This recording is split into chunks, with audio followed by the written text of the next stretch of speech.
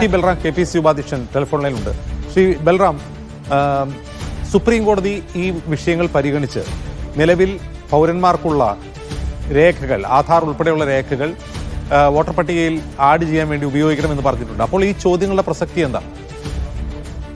തീർച്ചയായിട്ടും ഇവിടെ നിങ്ങളുടെ വാർത്തയിൽ ചൂണ്ടിക്കാണിച്ചതുപോലെ CAA, അതായത് വലിയ രീതിയിലുള്ള പ്രക്ഷോഭത്തിന്റെ അടിസ്ഥാനത്തിൽ ജനാധിപത്യ പോരാട്ടങ്ങൾ രാജ്യത്ത് നടന്നതിന്റെ ഭാഗമായിട്ട് തൽക്കാലത്തേക്ക് നടപ്പാക്കുന്നില്ല എന്ന നിലയിൽ വെച്ചിരുന്ന CAA പിൻവാതിലിലൂടെ കൊണ്ടുവരാനുള്ള ഒരു നീക്കമായിട്ടാണ് ഇപ്പോൾ ഈ SIRന്റെ നീക്കത്തെ നമുക്ക് കാണാൻ സാധിക്കുക. SIRനെ കുറിച്ച് നിരവധിയായിട്ടുള്ള വിമർശനങ്ങളുണ്ട്. ബീഹാറിൽ അത് നടപ്പാക്കിയപ്പോൾ കാര്യങ്ങൾ ഓരോന്നും നമ്മുടെ മുമ്പിൽ ഒരു വലിയ ആശങ്കയായിട്ട് ഉയർന്നു വന്നിട്ടുമുണ്ട്. അപ്പൊ അതുകൊണ്ടാണ് അത് കേരളത്തിലടക്കം നടപ്പാക്കാൻ വേണ്ടി ഇലക്ഷൻ കമ്മീഷൻ തീരുമാനിക്കുമ്പോൾ വലിയ രീതിയിലുള്ള ആശങ്കയും അതിന്റെ ഭാഗമായിട്ടുള്ള സംശയങ്ങളും സ്വാഭാവികമായിട്ടുള്ള പ്രതിഷേധങ്ങളും കേരളത്തിലും ഉണ്ടാവാനിരിക്കുന്നത്. അപ്പോ ഇവിടെ പ്രധാനമായിട്ട് ഇപ്പൊ സുപ്രീം കോടതി പോലും അംഗീകരിച്ച നിരവധിയായിട്ടുള്ള രേഖകളുണ്ട്. നേരത്തെ ആധാർ ബീഹാറിൽ അനുവദിച്ചിരുന്നില്ല. പക്ഷെ പിന്നീട് സുപ്രീം കോടതിയുടെ ഇടപെടലിന്റെ ഭാഗമായിട്ടാണ് ആധാർ ഒരു രേഖയായിട്ട് ഇപ്പോൾ സമർപ്പിക്കാം എന്ന് പറയുന്നത്. പക്ഷെ ആധാർ മാത്രം പോരാ എന്നുള്ളതാണ് ഇപ്പോഴത്തെ അവസ്ഥ. കാരണം പുതിയതായി വോട്ടർ പട്ടികയിൽ പേര് ചേർക്കുന്ന മുഴുവൻ ആളുകളും ഈ മാതാപിതാക്കളുടെ പൗരത്വം തെളിയിക്കണം, അല്ലെങ്കിൽ അവരുടെ ജനന സർട്ടിഫിക്കറ്റോ മറ്റു രേഖകളോ തെളിയിക്കണം എന്ന് പറയുമ്പോൾ എത്ര വലിയൊരു പ്രോസസ്സായിട്ട് ഇത് മാറുമെന്നുള്ളതാണ് നമ്മളെ സംബന്ധിച്ച ആശങ്ക. അർഹതപ്പെട്ട ആളുകൾ ഒഴിവാക്കപ്പെടുന്നു, അല്ലെങ്കിൽ മറ്റു തരത്തിലുള്ള വിവേചനങ്ങൾക്കും വേട്ടയാടലുകൾക്കും അത് ഉപയോഗപ്പെടുത്തുന്നു എന്നുള്ള ഒരു വശം നിൽക്കുമ്പോൾ തന്നെ ഇതിന്റെ പ്രായോഗികത, ഇതൊന്നും അല്ലാത്ത ആളുകൾക്കും ഇതിന്റെ ഭാഗമായിട്ടുണ്ടാകാൻ പോകുന്ന ബുദ്ധിമുട്ടുകൾ അത് എത്രത്തോളമാണ് എന്ന് ഇലക്ഷൻ കമ്മീഷനോ അതുമായി ബന്ധപ്പെട്ട ആളുകൾക്കും ഒരു ചിന്തയുമില്ല എന്നുള്ള തരത്തിലാണ് നിർഭാഗ്യകരമായിട്ട് ഇത് മുന്നോട്ട് പോകുന്നത്.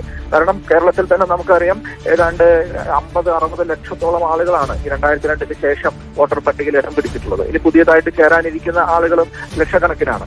അപ്പൊ അങ്ങനെ വരുമ്പോൾ ഇവർ മുഴുവൻ ഈ രേഖകളൊക്കെ സമർപ്പിക്കണമെന്ന് പറയുമ്പോൾ സത്യത്തിൽ ജനാധിപത്യത്തിൽ നിന്ന് നമ്മുടെ സാധാരണക്കാരായ ആളുകളെ, പുതിയ തലമുറയെ അകറ്റുക എന്നുള്ളതല്ലാതെ വേറെ അതുകൊണ്ട് നേട്ടമൊന്നും ഉണ്ടാവുമെന്ന് എനിക്ക് തോന്നുന്നില്ല. കാരണം ഇത്രയും വലിയ രീതിയിൽ ബുദ്ധിമുട്ടി വോട്ടർ പട്ടികയിൽ എന്തിനാണ് പേര് ചേർക്കുന്നത് എന്ന് സ്വാഭാവികമായിട്ട് ഒരാൾ ചിന്തിച്ചു പോകും. മറ്റു ആനുകൂല്യമൊന്നും ഇതിന്റെ ഭാഗമായിട്ടില്ലല്ലോ. ആധാർ കാർഡ് എടുക്കുന്നതിന് മറ്റു പല നേട്ടങ്ങളുണ്ട്. മറ്റു പലതരത്തിലും ആധാർ കാർഡ് ഉപയോഗപ്പെടും. ആധാർ കാർഡ് എടുക്കാൻ കുറച്ച് കഷ്ടപ്പെട്ടാലും കുഴപ്പമില്ല എന്ന വഴി ആളുകൾ അതിന് തയ്യാറാവും. റേഷൻ കാർഡിന് അതിൻ്റെതായിട്ടുള്ള ഗുണങ്ങളുണ്ട്. ഈ ഇലക്ഷൻ ID കാർഡ് കൈപ്പറ്റുന്നതിനോ അല്ലെങ്കിൽ ഇലക്ടറൽ പട്ടികയിൽ പേര് ചേർക്കുന്നതിനോ മറ്റു തരത്തിലുള്ള ഒരു ഇൻസെന്റീവ് ഒന്നും വലിയ രാഷ്ട്രീയ ബോധമൊന്നും ഇല്ലാത്ത ആളുകളെ സംബന്ധിച്ചില്ല. നമ്മൾ ജനാധിപത്യത്തിൽ താല്പര്യമൊന്നുമില്ലാത്ത രാഷ്ട്രീയവാദികളായിട്ടുള്ള ആളുകൾ ഒരുപാടുണ്ടല്ലോ. അപ്പൊ അവരെ മുഴുവൻ ഒറ്റയടിക്ക് ഒഴിവാകുന്ന സാഹചര്യം വരും. ആർക്കും അതിൽ താല്പര്യമില്ലാത്ത അവസ്ഥ വരും. എന്തിനാണ് ഈ ബുദ്ധിമുട്ട് സഹിക്കേണ്ടത് എന്ന് വരും. അപ്പൊ അങ്ങനെ വരുമ്പോൾ നമ്മുടെ ഇലക്ടറൽ പ്രോസസ്സിനെ തന്നെ ഇത് അട്ടിമറിക്കാനുള്ള നീക്കമായിട്ടാണ് നമുക്ക് കാണാൻ സാധിക്കുക. ബീഹാറിൽ ഉണ്ടാകുന്നതിന്റെ ഏതാണ്ട് ശരാശരി അതേ ശതമാനം ആളുകൾ കേരളത്തിലും ഇതിന്റെയൊക്കെ ഭാഗമായിട്ട് വോട്ടർ പട്ടികയിൽ പുറത്തു പോകുമെന്നാണ് ഞാൻ ആശങ്കപ്പെടുന്നത്. അപ്പൊ അതുകൊണ്ട് ഒരു ഭാഗത്ത് ഇതേപോലെയുള്ള പൗരത്വം തെളിയിക്കുക എന്നതടക്കമുള്ള അധിക നിബന്ധനകൾ വരുമ്പോൾ അതുണ്ടാക്കുന്ന ധാർമ്മികവും നിയമപരവും പ്രായോഗികമായിട്ടുള്ള പ്രശ്നങ്ങൾ, മറുഭാഗത്ത് മൊത്തം പ്രോസസ് ഇത്രത്തോളം ഒരു ഭയങ്കര വിമർശനമാവുമ്പോൾ ഉണ്ടാവുന്ന പ്രശ്നങ്ങൾ, അത് രണ്ടും അഡ്രസ് ചെയ്യപ്പെടേണ്ടതാണ്. അത് രണ്ടിനും പരിഹാരം. ബൽറാം മുമ്പ് ചൂണ്ടിക്കാട്ടിയതുപോലെ സാധാരണക്കാർ ഇത്രയും രേഖകൾ കൊണ്ടുവന്ന് ഈ വോട്ടർ പട്ടികയിൽ പേര് ചേർക്കണമെന്ന് നിർബന്ധം പിടിക്കില്ല. അപ്പോൾ കുറെ അധികം പേർ സ്വാഭാവികമായി പുറത്തു പോകും. അതോടൊപ്പം തന്നെ പ്രതിപക്ഷ കക്ഷികൾക്ക്, രാഷ്ട്രീയ കക്ഷികൾ, പ്രതിപക്ഷ കക്ഷികൾക്ക് ഉൾപ്പെടെ ഉള്ള ഒരു പ്രധാനപ്പെട്ട പ്രശ്നം, ഇപ്പൊ നോക്കൂ, തൃശ്ശൂരിൽ 50,000-ഓളം കള്ളവോട്ടെങ്കിലും ഉണ്ട് എന്ന് നിങ്ങൾ തന്നെ ആരോപിക്കുന്നു. ആ വോട്ടുകൾ നീക്കം ചെയ്യപ്പെടുന്നുണ്ട് എന്ന് ഉറപ്പാക്കണം. മറ്റൊന്ന്, ഇനി കള്ളവോട്ടുകൾ ചേർക്കപ്പെടുന്നില്ല അന്തിമ പട്ടികയിൽ എന്ന് ഉറപ്പാക്കണം. ആളുകളുടെ വോട്ടുകൾ വെട്ടിമാറ്റുന്നില്ല എന്ന് ഉറപ്പാക്കണം. വലിയ പണിയാണ് ഇത്. നിങ്ങളെ കൊണ്ട് സാധിക്കുമോ ഗ്രാസ് റൂട്ട് ലെവലിൽ? ഞങ്ങളോടാണോ എന്നോടാണോ? അതെ ബൽറാം. അതെ, തീർച്ചയായിട്ടും. ഇത് നമുക്ക് ശക്തിയുള്ള സ്ഥലങ്ങളിൽ നടക്കും. ചിലപ്പോൾ പക്ഷേ നഗര കേന്ദ്രങ്ങളിലും ഫ്ളാറ്റുകളിൽ കൂടുതൽ ആളുകൾ പരസ്പരം, അയൽവക്കക്കാർ പോലും പരസ്പരം അറിയാത്ത സാഹചര്യത്തിൽ വന്ന് താമസിക്കുമ്പോഴൊക്കെ ഉണ്ടാകുന്ന പ്രായോഗികമായിട്ടുള്ള പ്രശ്നങ്ങളുണ്ട്. അതാണ് തൃശ്ശൂരിൽ നമ്മൾ കണ്ടത്.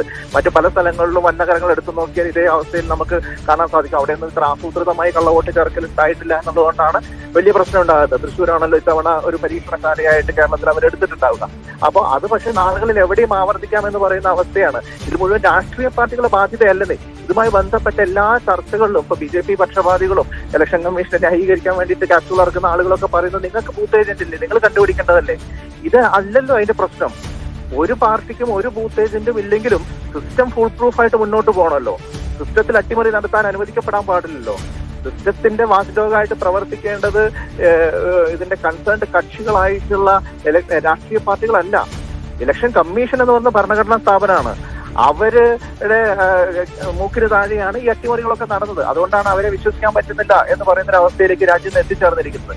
അപ്പോ ഇത് മുഴുവൻ രാഷ്ട്രീയ പാർട്ടികൾ നോക്കട്ടെ, നിങ്ങൾക്ക് ചർച്ചയുള്ള സ്ഥലങ്ങളിൽ നിങ്ങൾ നോക്ക്, കുഴപ്പമുണ്ടെങ്കിൽ നിങ്ങൾ ചൂണ്ടിക്കാണിക്കുക, നിങ്ങളുടെ ഭാഗത്ത് എന്തുകൊണ്ട് പരാതി വരുന്നില്ല എന്നുള്ളതല്ല യഥാർത്ഥത്തിൽ ഇവിടെ ചോദ്യമായിട്ട് ഉയരേണ്ടത്.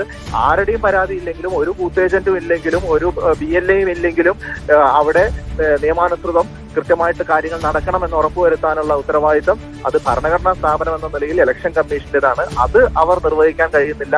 അപ്പൊ അവരുടെ ഈ നിരന്തരമായിട്ടുള്ള വീഴ്ചകൾ, അവരുടെ മൂക്കിന് താഴെ നടന്നുകൊണ്ടിരിക്കുന്ന അട്ടിമറികൾ, അവരിൽ തന്നെ ചീഫ് ഇലക്ഷൻ കമ്മീഷണർ അടക്കം ആരോപണ വിധേയനായി നിൽക്കുന്ന തരത്തിലുള്ള വലിയ ഗുരുതരമായിട്ടുള്ള ക്രമക്കേടുകൾ, ഇതൊക്കെയാണ് ആദ്യം പരിഹരിക്കേണ്ടതെന്നാണ് എനിക്ക് പറയാനുള്ളത്.